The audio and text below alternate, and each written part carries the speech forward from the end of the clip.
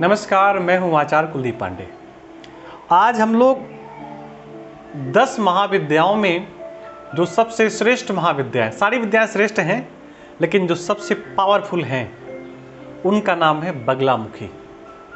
बगलामुखी माता के जो मंदिर हैं, देव स्थान हैं, तीर्थ स्थान हैं, ये भारतवर्ष में बहुत कम मिलते हैं। अगर आप उत्तर भारत की बात करें तो झांसी से जब आप पश्चिम की ओर जाएंगे तो दतिया, वहाँ पर बगलामुखी माता का मंदिर मिलता है। बहुत ही तेजवान, तत्काल लाभ देने वाला ये मंदिर है और वहाँ के लोग बड़े भाव से घर से निकलने से पहले, सबसे पहले घर से निकलने के बाद सबसे पहले माता के दर्शन करते हैं और फिर आगे कार्य करते हैं। बगलामुखी माता का पूजन रात में किया जाता है।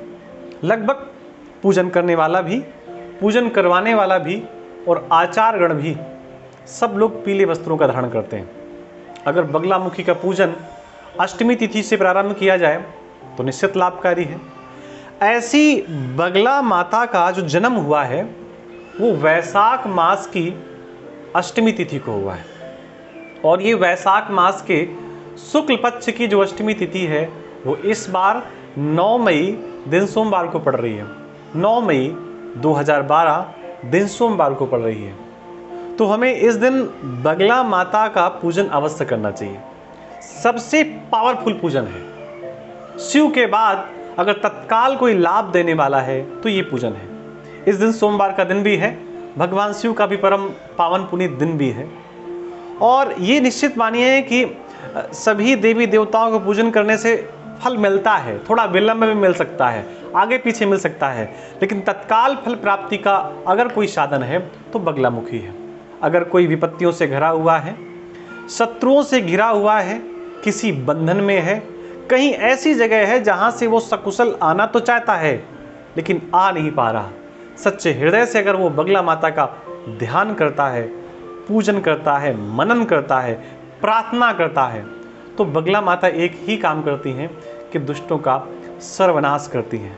ऐसा हमने सुना है कि जब भारत और चाइना का युद्ध हुआ था और चाइना लगातार भारत की ओर आगे बढ़ रहा था, तब भारतवर्ष के जो उस समय के श्रेष्ठ राजनेता थे, जो बड़े पद में बैठे हुए थे, अचानक उनको चिंता हुई कि इस लड़ाई से निजात कैसे पाया जाए, छुट्टी कैसे पाई जाए, कैसे उस विरोधी देश को पीछे किया जा सके, कैसे ना पीछे किया जा सके तो कम से कम रोका जा सके। तब बड़े बड़े नेता, बड़े बड़े राजनेता, बड़े बड़े लोग जिन्होंने हाथ खड़े कर दिए कि अब हमारे बस में कुछ नहीं है, वो दतिया गए।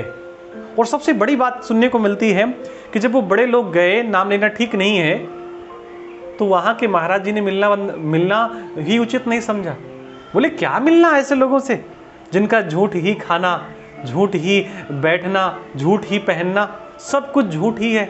ऐसे लोगों से इस सत्य प्रदान करने वाली माता के बारे में क्या चर्चा की जाए। लेकिन फिर उनके साथ जो लोग होते हैं, जो अधिकारी लोग होते हैं, एजुकेटेड होते हैं, और अच्छे से मैनेज करना जानते हैं, उन्होंने गुरुदेव से बात की।